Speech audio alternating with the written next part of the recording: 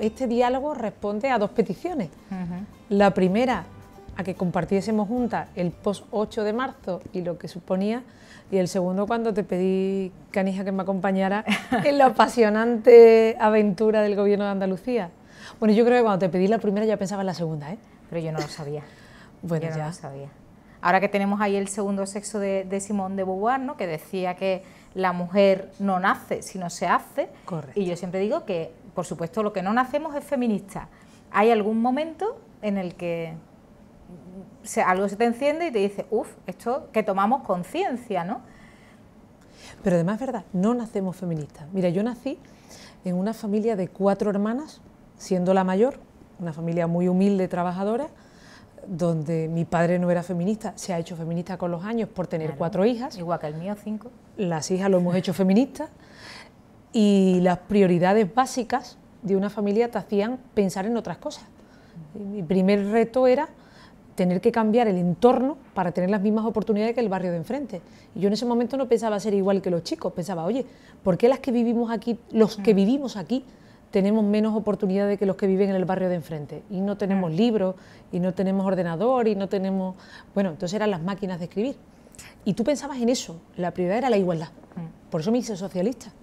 Y una vez que llegas a la primera responsabilidad, te crees que no hace falta la igualdad, que no es cierto que haya techos de cristal.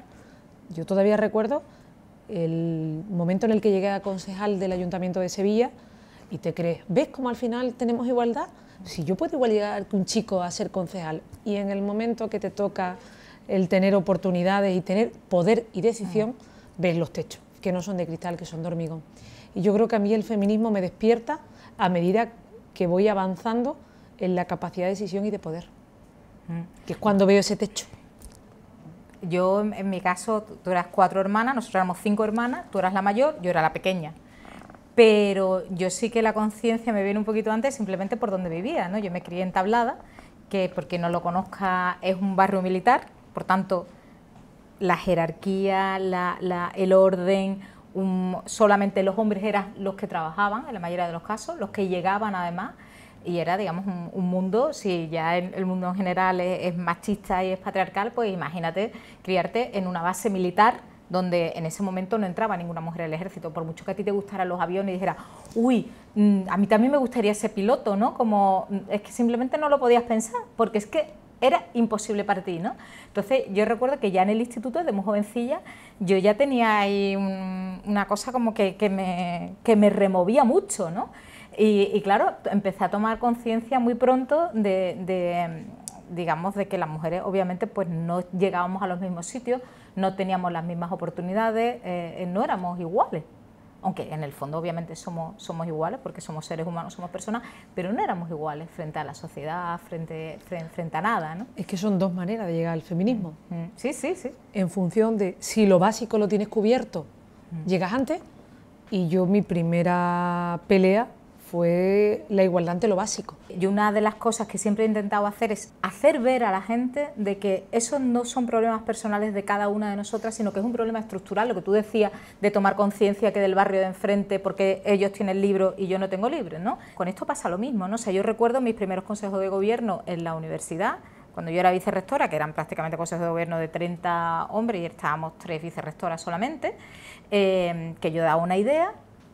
Luego mi compañero de al lado retomaba esa idea, ocupaba 3 veces el tiempo que llevaba ocupado con muchísima más pompa, y luego en las actas del Consejo de Gobierno quien había tenido la idea era mi compañero de al lado, ¿no?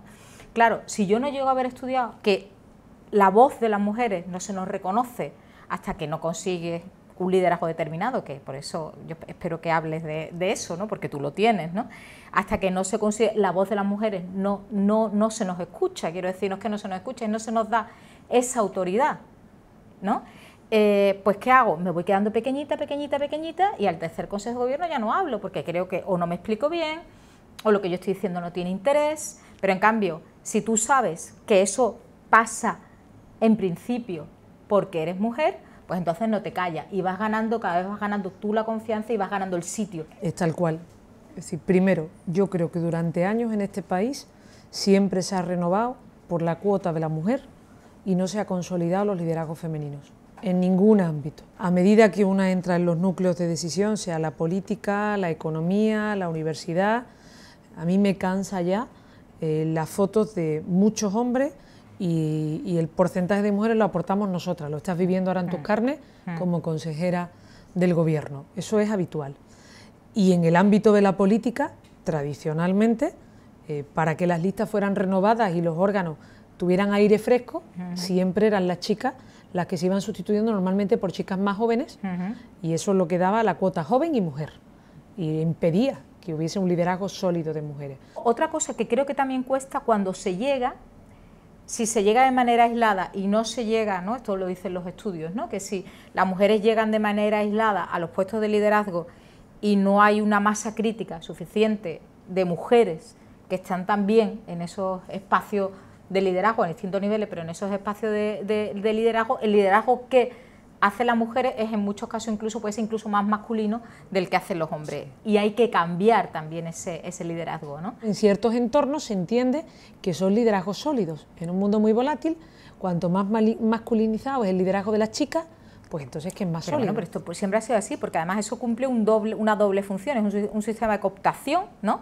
El poder, que es patriarcal y que es machista, masculino y machista, coopta a la mujer que cree, y de esa manera además no solamente la convierte, digamos, normalmente es esa persona que se elige, no es una persona que tenga una manera de liderar diferente que los hombres, sino muy masculina, como tú estás diciendo, y al mismo tiempo se da el mensaje de que no hay desigualdad, porque quien vale llega, ¿no?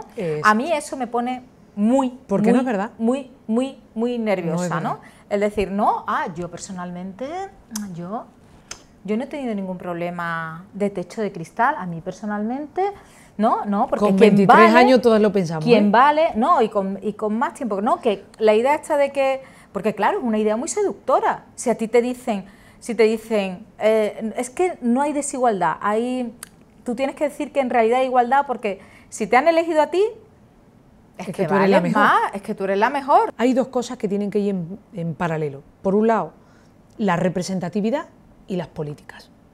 La representatividad con autoridad, liderazgo y ocupación de los espacios de decisión, que tienen que estar desde el primero, el segundo, el tercer nivel, y después las políticas desde la perspectiva de género a la hora de ejecutar los presupuestos, las leyes, los horarios, que parecerá una tontería, pero los horarios es fundamental, el entender el teletrabajo, el entender que a partir de las 6 de la tarde, si tú pretendes tener a las personas full time, tienes que conciliar la atención a los mayores, a los niños, etcétera, con esa responsabilidad. Es decir, nosotros tenemos mucha tarea por delante que no cubrimos hoy, entonces tiene que ir en paralelo las políticas con la representatividad. Sí, porque es lo único que va a permitir los cambios culturales. Tú sabes que eso se llama el efecto pitufina, ¿no? Sí.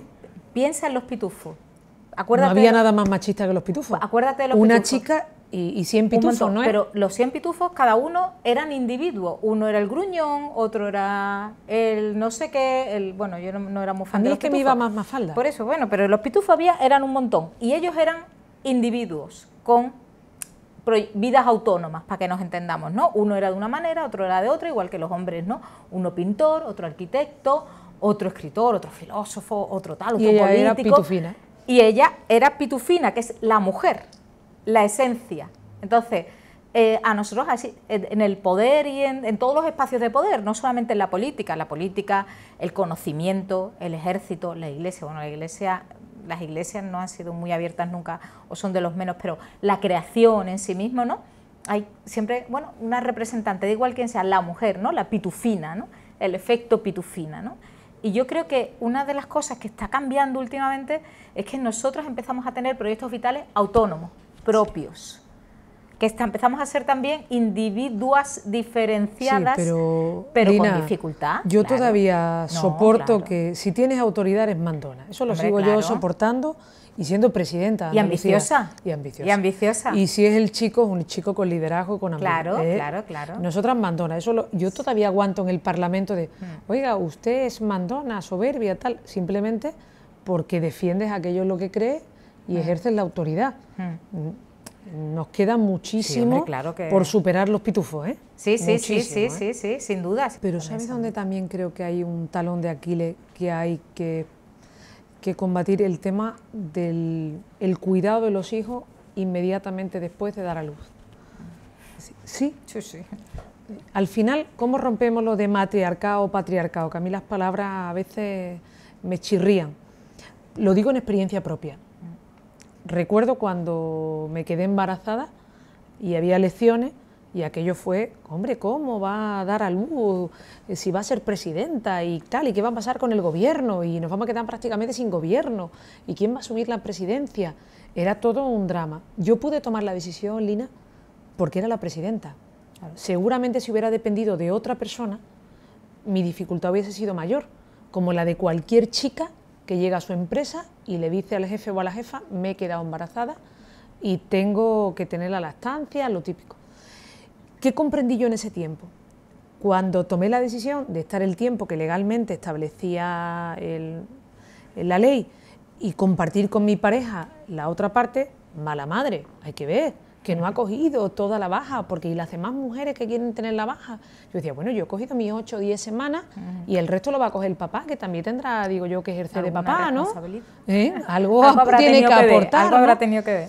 Y en cambio, por un lado, tienes el remordimiento de, oye, yo no voy a dedicar todo el tiempo, bueno, y el chico, él no lo va a dedicar. Entonces, el paso que hemos dado ahora, en el acuerdo de función pública, de 20 semanas para cada progenitor, sea la mamá o el papá, 20 semanas, o los dos papás, o las dos mamás, 20 semanas por progenitor, yo creo que eso va a cambiar mucho. Eso es importantísimo, yo creo que se debería, digamos, debería llegar a toda la sociedad. Porque cuando tú desde el minuto 1 de la vida de una persona te acostumbras a que los dos tenemos que compartir el 50% de la responsabilidad, ya esa teoría del matriarcado o patriarcado cambia. No, es que el potencial transformador que tienen permisos iguales, intransferibles y remunerados al 100% es espectacular, porque consigue principalmente dos cosas, lo que tú estás diciendo, o sea, corresponsabilidad desde el primer momento y por tanto que los hombres entren en una cultura cuidadora en la que no están socializados ni de sí mismos. Y luego otra cosa muy importante, que cuando vamos al mercado de trabajo van a llevar también la mochilita. Ahora y ya no te van a preguntar, oye, ¿te has quedado embarazada? Oiga, ¿usted va a embarazar a su pareja? Claro. Que puede parecer una... No lo es. Es decir, ya la responsabilidad de contribuir a la natalidad y al problema demográfico no es solo mío, es de todos, es de él y mío. Pero tú sabes lo importante que tú que estabas de presidenta, se vieran, que las mujeres jóvenes vieran que se puede. Sí, o sea, que eso no es porque... Yo tuve que aguantar, Lina, en la campaña decir que no estaba enferma, que solo estaba preñada. Las imágenes yo creo que son muy potentes, ¿no? Y las decisiones que toméis mujeres como tú, que tenéis liderazgos muy claros y en primera línea, es que tienen una capacidad de mimetización con el resto de la sociedad muy grande, ¿no? Porque se ve, antes nosotros, los presidentes tenían hijos y nadie se enteraba si tenían hijos o no tenían hijos. Yo creo que el único que yo recuerdo fue Tony Blair, que se tomó 3 semanas con el cuarto hijo, ¿no? 3 semanas, 4 semanas, porque me pilló. Pero no se sabía. Yo recuerdo el primer gobierno paritario de España, que fue el gobierno Zapatero. Entre todos ellos, era el mismo número de ministros que de ministras, pero entre todos ellos creo que tenían 20 y tantos hijos, y entre todas ellas creo que llegaban a 3. Claro, ¿no? Es que ese es el problema. Claro, pero por eso es muy importante decir, es que se puede. Es que ¿por qué ellos pueden ser padres? ¿Por qué para ellos la paternidad no les corta su carrera profesional y por qué a nosotros la maternidad nos tiene que cortar nuestra carrera profesional? Porque la sociedad no está preparada para la conciliación y para algo más importante que la conciliación, la corresponsabilidad. Claro, pero por eso porque es muy conciliar importante. depende de horarios, depende del soporte, guardería, educación de 0 a 3 años, comedores, actividades, ayuda a la dependencia, todo lo que es el colchón. Pero después hay otra cosa que es la corresponsabilidad. Yo creo que hay que obligar a que la responsabilidad sobre el bebé tiene que ser de las dos partes de la pareja, sean 2 chicos, 2 chicas o un chico y una chica. Yo creo que eso es clave. Yo tengo una niña y tú tienes un niño, sí. ¿no? Entonces, ¿cómo educas tú a un niño, que en ese caso quizás puede ser un poquito más complicado? Bueno, una niña también, pobre mía, también dentro del princesismo que rodea la sociedad actual, ¿no? también es difícil educarla para el feminismo, porque por mucho que yo haga, luego todo lo que le rodea, ahora digamos, con la cultura online y que puede elegir exactamente lo que quieren y tienen productos muy específicos para las niñas y productos muy específicos para los niños, yo estoy un poquito preocupada. Que yo considero que las redes a veces se convierten en máquinas de destrucción masiva para educar a nuestros niños. Sí. Es complicado, es muy complicado. Y la coeducación desde edades tempranas es clave, pero queda mucho. Y temo que en estos momentos hay cierta involución y cierta derecha reaccionaria que quiere desandar el camino que hemos recorrido en este tiempo. Para empezar, se permite financiar con dinero público colegios que segregan, no digo porque la Junta ¿Sabes cuántas veces hemos tenido que recurrir a eso? Lo sé. Ha sido brutal. Y yo lo respeto, es decir, si quieres llevar a un niño o a una niña a un colegio con educación segregada, págatelo. Págatelo. Yo no me meto en eso, yo lo respeto. Tú quieres hacerlo, hazlo, pero te lo pagas tú. No nos pidas a la sociedad en su conjunto que con los impuestos y con el dinero público te lo paguemos, ¿no? Esa es tu elección y tienes libertad para hacerlo, pero págatelo tú. A mí siempre me dicen esta idea de que, claro, es que las niñas van por delante, la justificación que dan, y entonces es mejor que los niños vayan por separado de las niñas, porque como las niñas van por delante, retrasan a las niñas. Y digo, pero qué tontería estamos diciendo, ¿cómo es la sociedad? La sociedad es mixta, ¿no? Pues por tanto, así tienen que ser los colegios, así tiene que ser la socialización de los niños, al menos como tú dices, cuando se pague con dinero público. A mí el 8M me llenó de esperanza por varias cosas. Mira, la primera, recuerdo que llega mi padre del colegio de llevar a los enanos, ¿no? Y me dice, Susana, hoy vuestra manifestación, y ya él vuestra, Vuestra, claro. Va a ser un éxito. Dice, porque yo normalmente voy rodeado de madres al colegio y hoy nada más que éramos padres o abuelos.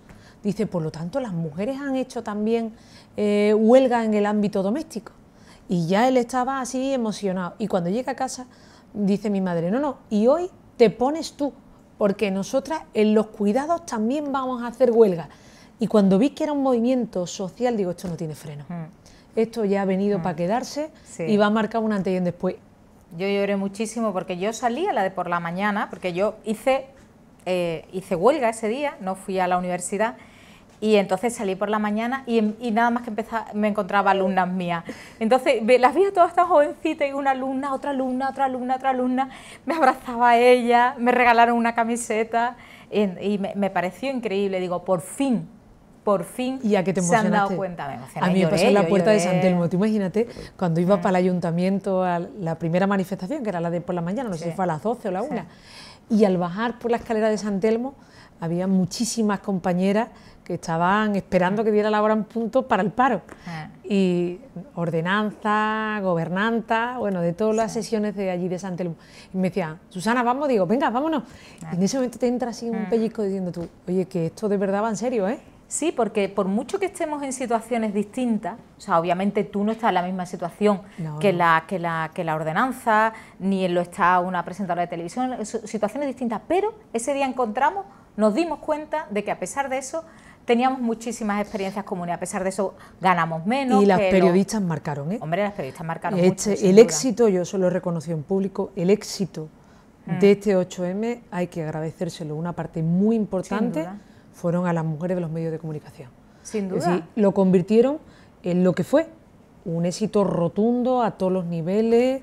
Mi hija y yo pusimos 2 delantales, el delantal chiquitito suyo y el mío, pusimos 2 delantales en el balcón, claro, y yo la llevé por la tarde a la manifestación, claro que había tanta gente que al final, al día siguiente, estaba contractura porque la tuve que llevar en hombro y ya tiene 7 años, que no es pequeña, pero es muy importante porque la toma de conciencia es muy importante. ¿Y sabes dónde el segundo momento de esperanza después de ese 8M que yo tuve?